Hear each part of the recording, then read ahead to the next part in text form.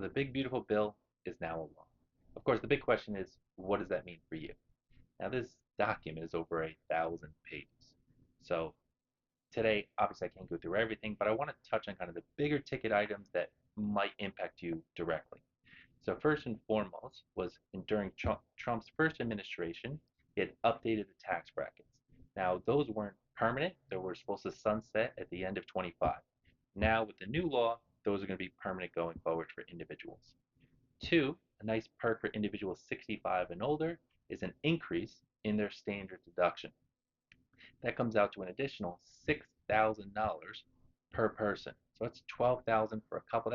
That's incredible. So that might make a big difference if you were going to be itemizing your tax return or using a standard deduction.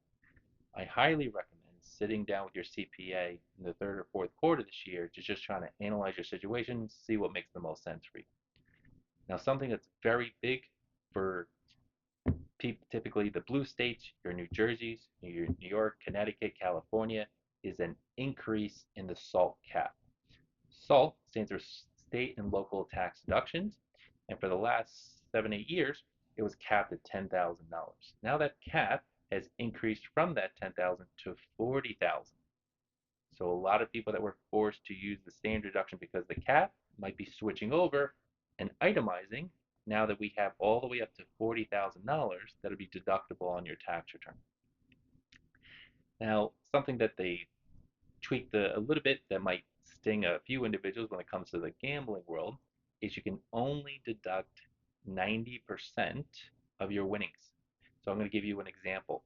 Let's say you had $10,000 in winnings at a casino, and you went to another casino and you lost $10,000.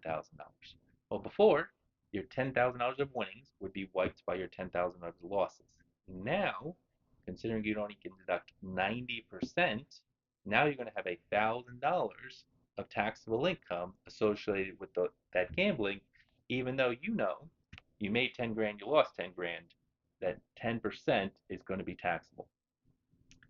And the last of kind of the bigger items is even if you use a standard deduction, you're able going to be, as a couple, you can be able to deduct $2,000 of a charitable contribution. So that always kind of stung.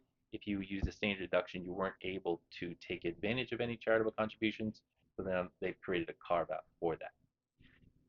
To go back to what I said earlier, I highly recommend sitting down with your CPA or financial planner in the third and fourth quarter to kind of see should you be doing anything different tax-wise to take advantage of the big beautiful bill.